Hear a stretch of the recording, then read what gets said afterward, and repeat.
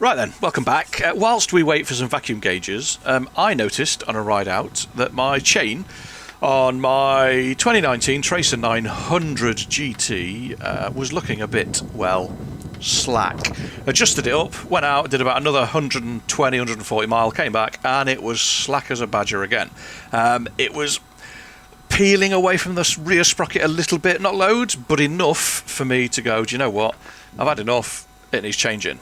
So we're going to do both sprockets and the chain, and the first thing we need to do is disassemble the front sprocket cover, the gear shift rod, and the very red Race Torx gear shift support, which I recommend to anybody if you don't have one. Very good, makes the quick shifter work so much better. Don't have a blipper, that's just on the Tracer 9 GT, not the 900. But yeah, that little Race Torx thing, about 30 quid, little piece of CNC'd aluminium, and it's absolutely fantastic. Just gives the rod that comes out the gearbox, the shaft, I guess, a little bit more support, stops it flexing and bits and bobs. So yeah, we need to dismantle all of that to get at the front sprocket.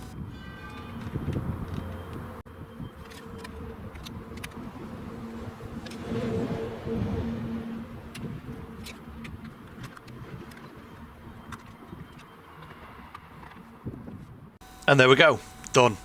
The shift rod and the quick shifter module are a bit annoying, so they're probably going to have to get zip tied out of the way at some point, but there we go. We'll need to undo the locking tabs on the sprocket nut, which we'll do now with a very worse for wear hammer and a screwdriver that actually turned out to be way too big. Couldn't actually get it in underneath the kind of washer where it had been knocked in to stop it spinning around, to stop the nut undoing, because undo is the same way as the sprocket spins counterclockwise, so obviously you don't want it undoing. So I had to go and get a slightly smaller screwdriver, and it wasn't too bad. I just didn't want to use a big heavy hammer, because if I missed and smashed the quick shifter module, I would have been in trouble.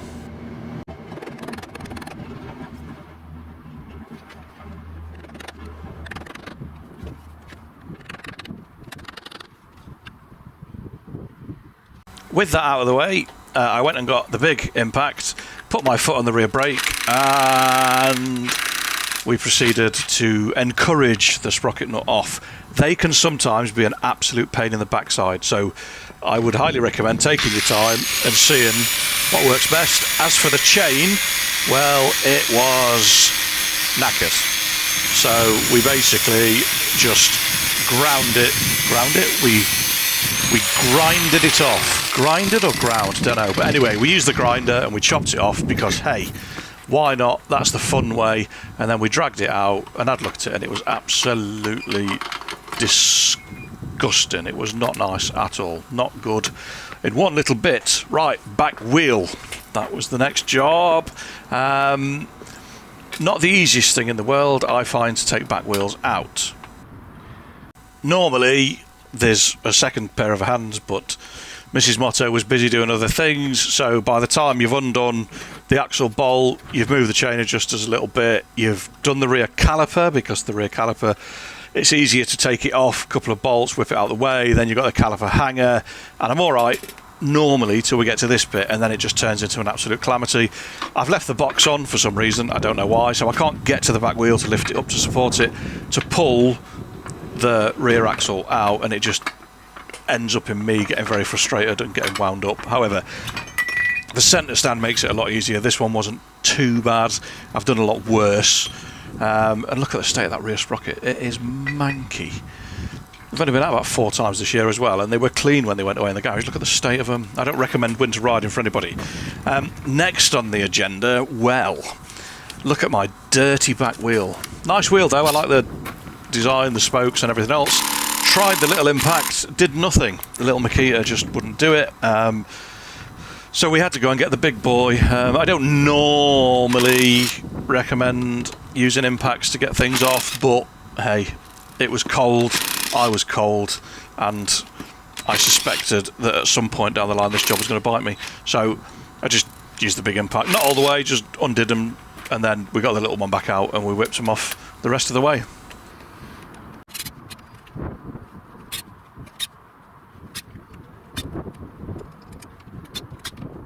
Once they were off, there was like a little retaining ring or something. I don't know what that's for, but we'll clean it up and put it back on.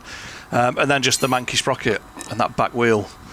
Back wheel really, really, really, really needs a clean up, doesn't it? But we'll get to that in a minute. What do we go for? Well, Renthal were out of stock everywhere. So I went for a Supersprox steel, not a steel edge with the anodised aluminium centre, because 2 shades of gold, the chain and the anodised centre would have been different, so I couldn't do it. I went for a carbon steel front sprocket, so that's a 45 rear and I think a 16 on the front. Whatever it was, stock gearing, I think it's 1645, I could be wrong, but that's what my brain's telling me. And then chain wise, now buying a stock chain for me is a false economy. I always go for a heavy duty one, in this case a D.I.D 525 heavy duty gold one, just because in the past used heavy duty chains and they last a lot longer. I did 14,000 miles on a VFR 800 many moons ago and never had to adjust the chain once, and I was not kind to it neither, and it went to the Isle of Man. I got absolutely thrashed on there. So yes, if you can afford it, they're expensive. It's about 170 quid for the chain. Back sprocket's about 20 quid, front sprocket about 15, so call it 200 quid all in for Supersprox sprockets and the D.I.D chain, which I was quite happy with. Give the back wheel a clean, and then it was just a case of putting all the nuts on and making sure she was snug.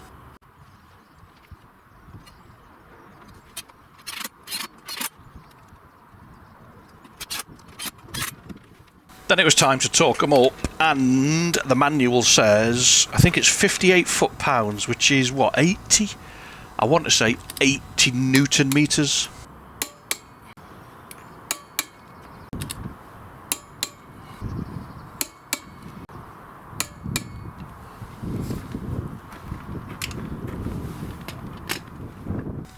Next job then, put in the front sprocket nut on. Now, I'm going to put this on, and then I'm not going to torque it until the chain's on and everything else, because I need a bit of rear brake to stop everything from spinning when I twist the torque wrench, otherwise it'll be practically impossible to torque. I'm sure there's a clever way that people can do it, but I don't know what it is, so we'll just put it on loosely, then we'll fit the chain, we'll get the adjustment on the chain there or thereabouts, and then we'll torque that up.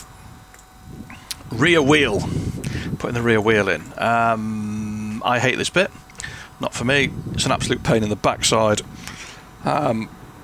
Luckily, again, with a centre stand, normally if a bike's got a centre stand, the amount of distance the back tyre comes off the floor, you can normally get a ratchet or a screwdriver or something underneath, or just tucked into the back wheel, and it'll hold it in place and it'll lift it up just enough to kind of let you get the spindle through. I had a bit of a nightmare. Again, I normally have a second pair of hands, but the reason that I didn't is because Sam was busy, so basically I had to put it in on the wonk, which you'll see in a minute, and then once it was in, we just popped it all the way across, and it works okay. I won't say it was the best job in the world, but it seemed to work. And then it was time for the chain. Now, initially I got the wrong chain out, because we bought a chain and a rear sprocket for Sam's new bike as well, which was 6 links shorter. So you can only imagine my frustration when I was putting a chain on that was considerably shorter than the one that I needed. But it all worked out in the end. We got it done, and it looks better already. Do like a gold chain. There's nothing better than a gold chain. They look absolutely glorious. And then onto the bit that I'd never done before.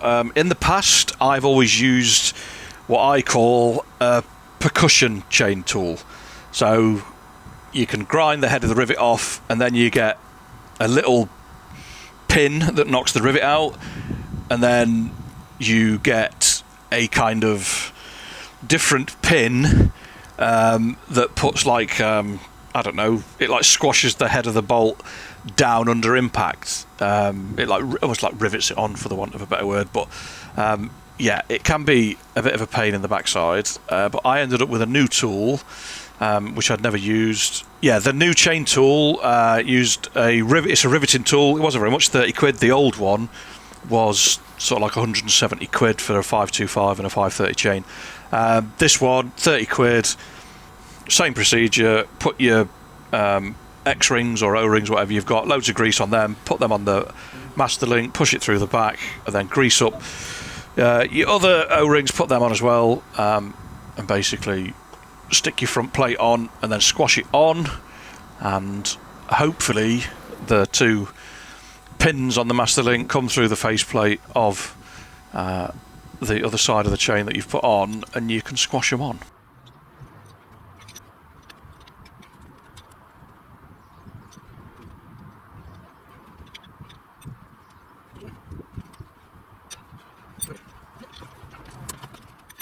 Once you think it's on, I highly recommend measuring it. Set of calipers, vernier gauge, whatever you've got.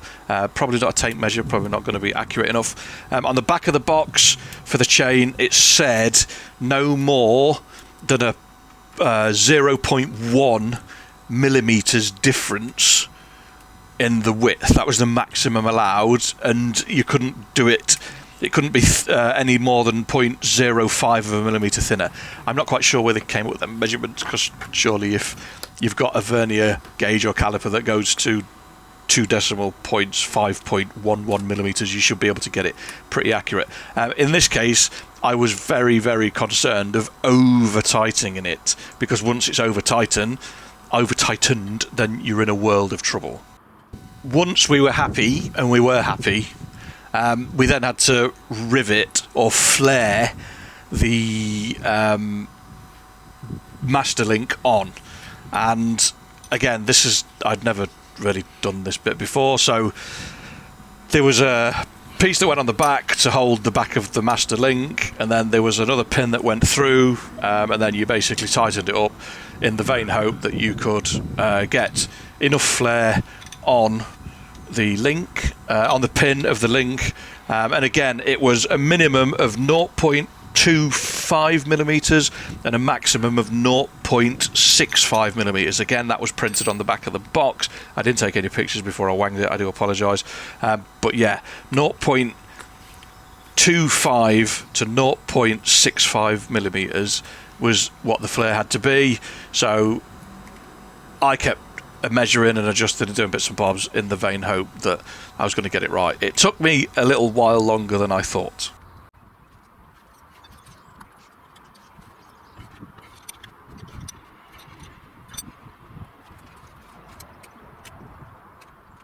And again, just trying to get it right. I was on the wrong side of the tool before. I couldn't hold the tool properly, so I had to switch sides and basically just keep going at it and trying to make sure that I was getting the flare right, and making sure that we had enough on the chain without over tightening it.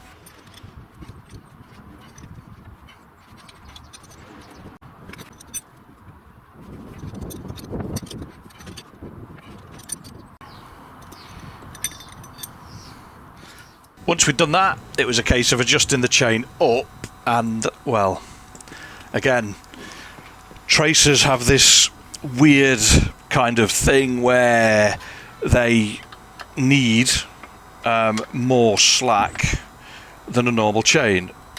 Now, I have always done chains to 25 to 35 millimeters, not a tracer. A tracer needs more. It needs between 45 and 55 millimeters of slack, because the swing arm is extended over the MT09. So it's a longer swing arm, so therefore there's a longer chain run on the bottom. So if you did it to 25 millimeters and you get on the bike, it'll go absolutely bowstring tight, and it'll just either stop the suspension working properly, or it'll just start pulling on the gearbox, and it'll cause all sorts of problems, and you'll feel it, and it'll hear it, and it'll be whining and grumbling, and the gearbox will probably get red hot, and it'll just be an absolute nightmare.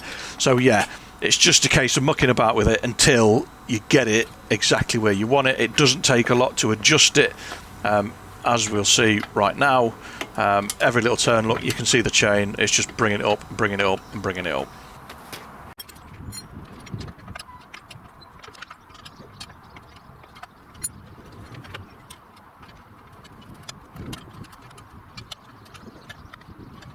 And then we just needed to torque the rear spindle up, and I think this was 100, was it 105? They're normally about 105 newton meters, aren't they? Ish. 105, 110, something like that. I can't remember, I don't have the book to hand. I've only written down the rear sprocket nuts and then written down the front sprocket nut as well, which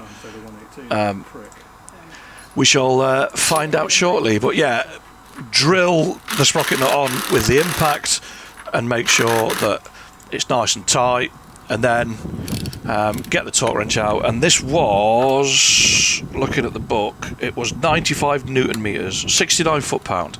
So a couple of clicks just to make sure she's done, and she was absolutely mega.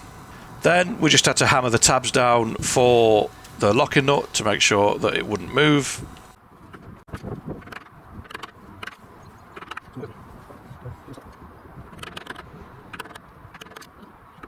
Once that's done, then we need to pop on the sprocket cover and just make sure that all the bolts go into place.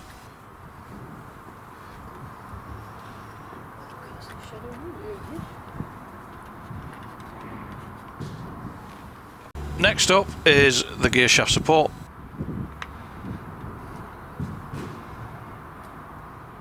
And then the gear shift rod.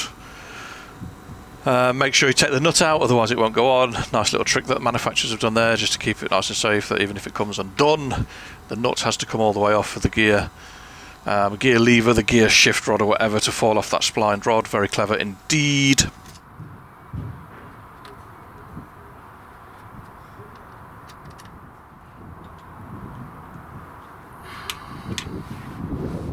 And then you just need a willing volunteer to see how slack or tight the chain is. I've done this to 30 mil to show you how tight it goes on a tracer when you sit on it.